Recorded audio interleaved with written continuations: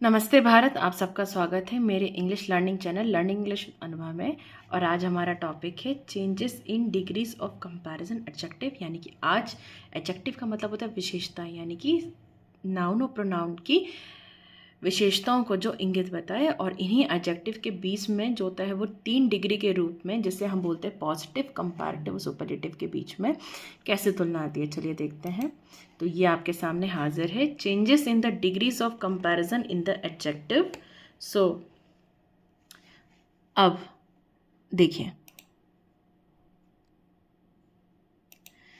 जैसे changes in the degrees of the comparison. So here more than 2% of places or things are compared, matchless comparisons are of this time।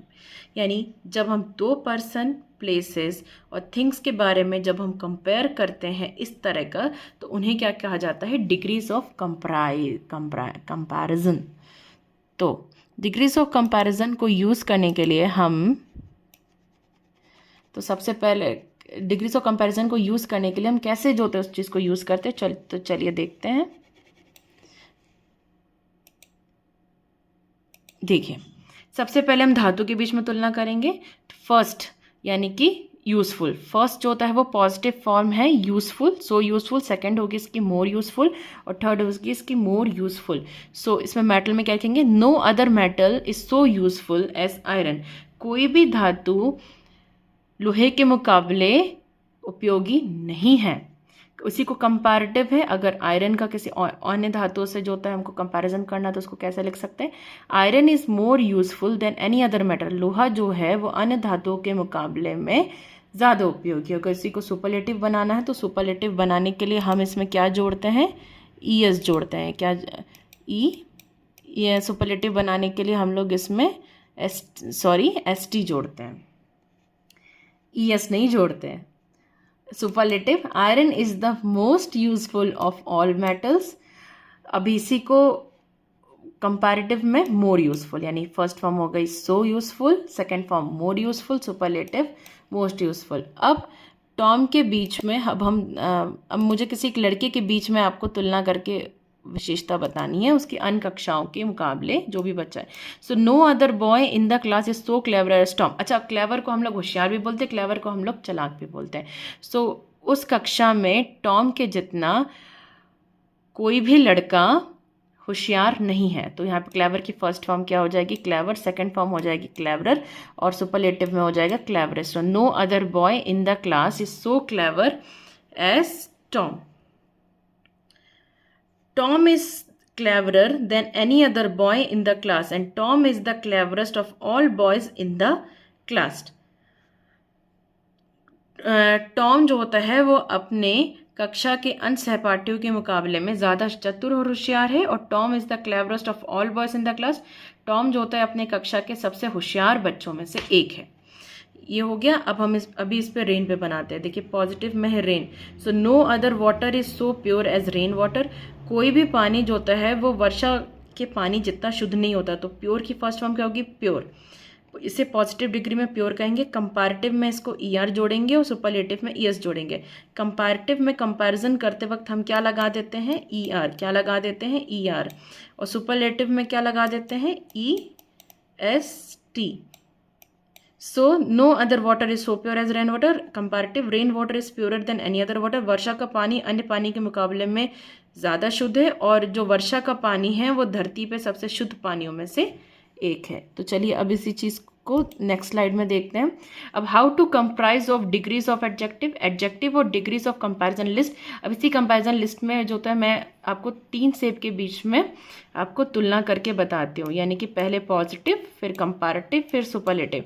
यानी positive में एक small size का एक big Apple, comparative में मैंने उसी एक बिगर साइज एप्पल लिया, और सुपरलेटिव में मैंने उसी को ईएसटी जोड़ा। तो big, bigger, biggest. This Apple is big, so no other apple is so big as this apple. Comparative, this is more bigger apple than those 2 apples, and this is one of the biggest apple in these 3 apples. So ये सेब छोटा है, ये सेब इन 2 सेब के मुकाबले छोटा है, ये सेब इन 2 सेब के मुकाबले बड़ा है, और ये सेब इन 3 सेबों के मुकाबले सबसे बड़ा है। तो आई होप आपको जो होता है वो कंपैरिजन समझ में आ गया होगा कि हम 2 व्यक्ति, 2 धातुओं के बीच में और 2 जगहों की तुलना में कैसे कंपैरिजन कर सकते हैं अपने day to day daily life में। जैसे कि आपके आसपास में कोई सुंदर व्यक्ति होंगे तो आप उनकी प्रशंसा आप उस रूप में कैसे करेंगे, मुझे कमेंट बॉक्स में लिख के बताइएगा। मैं आपको एक हिंट देती हूँ, प्रेटी लिखना है आपको। तो अब देखिए डिग्रीज ऑफ कंपैरिजन। अब जैसे मैंने ए और बी, एक में एक एंग्री बैठा, एक में एक एंग्रियर बैठा है, तो उसमें एक एंग्री पर्सन और उसी को कंपैरेटिव में बैठाएंगे तो एंग्रियर। अब देखिए हम कुछ एडजेक्टिव्स देख रहे हैं, कुछ एडवर्ब जो देख रहे हैं, यानी कि एंग्री का क्या हो जाएगा, एंग्री का एडजेक्टिव एंग्री, और कंपैरेटिव में एंग्रियर, यानी एडजेक्टिव में फर्स्ट फॉर्म एंग्री, कंपैरेटिव में ईआर जोड़ा, और सुपरलेटिव डिग्री में हमने एसटी जोड़ा, यानी कि एंग्री, एंग्रियर, एंग्रियस्ट, काल्म, काल्मर, काल्मेस्ट, वंडरफुल, मोर वंडरफुल, मोस्ट वंडरफुल। और इसी को अगर पॉजिटिव डिग्री में अगर एडवर्ब में बताना हो तो उसमें भी आपकी एडवर्ब में 3 जो होता है वो डिग्रीज लगेंगी। इसमें भी आपको पॉजिटिव, कंपैरेटिव और सुपरलेटिव देखने को मिलेंगे। तो पीसेस बन गए, तो कोई प्रतियोगी परीक्षा होती है, राइट। एंग्रली यानी कि एंग्री का angrily, calm, calmly, wonderful, wonderfully. इसी को कंपैरेटिव में एडवर्ब में more angrily, more calmly, more wonderfully, and superlative में इसको most angrily, most calmly, most wonderfully. So अब तो आप बिल्कुल चकाचक अच्छे से समझ गए होंगे, है ना। तो कमेंट बॉक्स में ढेर सारे सेंटेंसेस है, जरा मुझे 1-2 लिख के भी दे दीजिएगा। अब देखिए sentences examples of degrees of comparison. अब कुछ सेंटेंसेस के हम लोग जो होता है वो कंपैरिजन जो होता है वो देख लेते हैं। जैसे कि अगर मुझे वेदर को लिखना हो तो मैं कैसे लिखूंगी, किसी सुहावना सा मौसम है, प्यारा सा मौसम है, कल सुहावना मौसम था, तो इसी पॉजिटिव में कैसे लिखेंगे, the weather was a calm and sunny, मौसम है सुहाना सुहाना। मुझे एक गाना जो होता है सुहाना मौसम से बहुत अच्छा लगता है। ऐसे आपको कौन मनपसंद गाना जो होता है सुहावने मौसम पे कौन सा है, समा है सुहाना सुहाना, है ना, ऐसा कोई ना एक। और कंपैरेटिव में क्या है, the weather was calmer after the storm pass. कल का मौसम जो होता है वो जब कल तूफान बीत गया तो अरे बाप रे कितना सुहावना मौसम था। और सुपरलेटिव में द वेदर वॉज द काल्मेस्ट, कल का मौसम जो होता है वो सबसे सुहावना था।